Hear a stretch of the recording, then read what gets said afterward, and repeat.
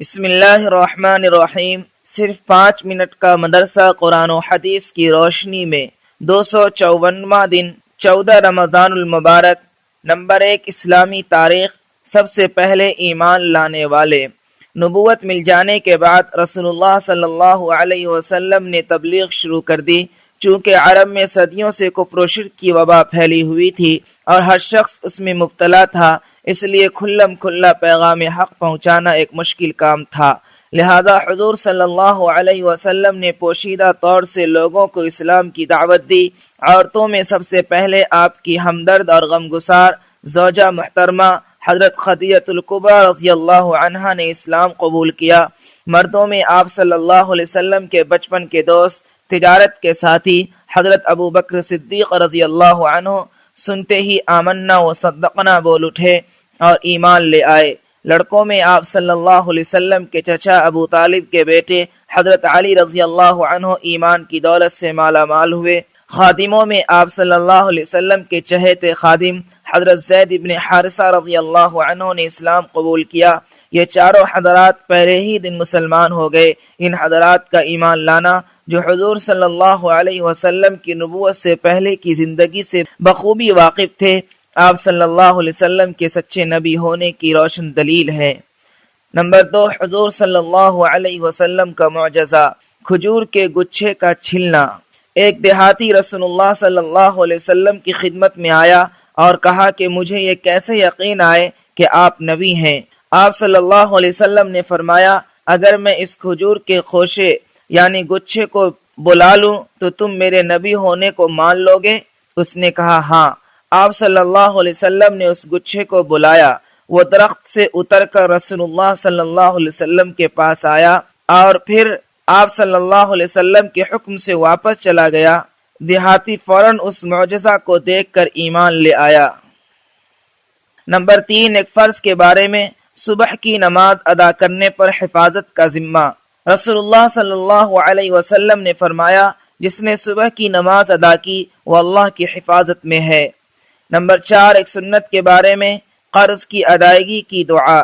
رسول اللہ صلی اللہ علیہ وسلم نے حضرت علی رضی اللہ عنہ کو یہ دعا قرض کی ادائیگی کے لیے سکھائی۔ اللہم اکفنی بحلالک عن حرامک واغنینی بفضلک عمن سواک۔ ترجمہ، اے اللہ مجھے اپنے حلال رزق عطا کر کے حرام سے میری حفاظت فرما اور مجھے اپنے فضل سے اپنے سوا سب سے بے نیاز کر دے۔ نمبر 5، ایک اہم عمل کی فضیلت، خزانچی کا بخوشی صدقہ دینا۔ رسول اللہ صلی اللہ علیہ وسلم نے فرمایا، امانت دار خزانچی 2 صدقہ کرنے والوں میں سے ایک ہے، جبکہ اسے صدقہ دینے کا حکم دیا گیا ہو اور وہ خوش دلی سے پورا صدقہ اس شخص کو دے دے جس کو دینے کا حکم ملا ہے۔ فائدہ، 2 صدقہ کرنے والوں سے مراد ایک خزانچی، دوسرا مالک ہے جس نے صدقہ کرنے کا حکم دیا ہے۔ اگر خزانچی امانت داری کے ساتھ مالک کے حکم کے مطابق خوش دلی سے صدقہ کرے تو حضور صلی اللہ علیہ وسلم نے اسے بھی صدقہ کرنے والوں میں شمار فرمایا ہے۔ نمبر 6، ایک گناہ کے بارے میں، زکوٰۃ نہ دینے کا انجام۔ قرآن میں اللہ تعالیٰ فرماتا ہے، جو لوگ سونا یا چاندی جمع کر کے رکھتے ہیں اور اس کو اللہ تعالیٰ کے راستے میں خرچ نہیں کرتے یعنی زکوٰۃ ادا نہیں کرتے، آپ ان کو دردناک عذاب کی خبر سنا دیجئے کہ جس دن اس سونے چاندی کو آگ میں تپایا جائے گا، پھر اس سے ان کی پیشانیوں اور ان کے پہلوؤں اور ان کی پیٹھوں کو داغا جائے گا اور کہا جائے گا، یہی ہے وہ سونا چاندی جس کو تم نے اپنے لیے جمع کیا تھا، تو اب اپنے جمع کیے ہوئے کا مزہ چکھو۔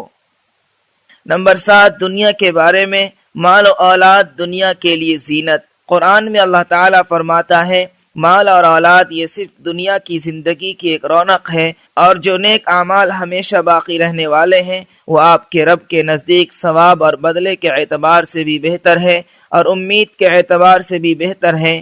لہذا نیک عمل کرنے کی پوری کوشش کرنی چاہیے اور اس پر ملنے والے بدلے کی امید رکھنی چاہیے۔ نمبر 8، آخرت کے بارے میں، دوزخ کے کپڑے۔ حضرت عمر رضی اللہ عنہ فرماتے ہیں کہ حضرت جبرائیل علیہ السلام نے رسول اللہ صلی اللہ علیہ وسلم سے عرض کیا، مجھے اس ذات کی قسم جس نے آپ کو حق پر مبعوث فرمایا، اگر دوزخ کے کپڑوں میں سے کسی کپڑے کو آسمان اور زمین کے درمیان لٹکا دیا جائے تو زمین پر رہنے والے سب جاندار اس کی گرمی سے ہلاک ہو جائیں۔ نمبر 9، طب نبوی سے علاج، دعائے جبرائیل علیہ السلام سے علاج۔ حضرت عائشہ رضی اللہ عنہ بیان کرتی ہیں کہ جب رسول اللہ صلی اللہ علیہ وسلم بیمار ہوئے تو جبرائیل علیہ السلام نے اس دعا کو پڑھ کر دم کیا، بسم اللہ یبریکا ومن کل داء یشفیکا ومن شر حاسد اذا حسد وشر کل ذی عین۔ نمبر 10، نبی صلی اللہ علیہ وسلم کی نصیحت۔ رسول اللہ صلی اللہ علیہ وسلم نے فرمایا، جھوٹ سے ہمیشہ بچتے رہو، کیونکہ جھوٹ بولنے کی عادت آدمی کو برائی کے راستے پر ڈال دیتی ہے اور برائی اس کو دوزخ تک پہنچاتی ہے، اور جب آدمی جھوٹ بولنے کا عادی ہو جاتا ہے تو اس کا انجام یہ ہوتا ہے کہ وہ اللہ کے ہاں جھوٹوں میں لکھ دیا جاتا ہے۔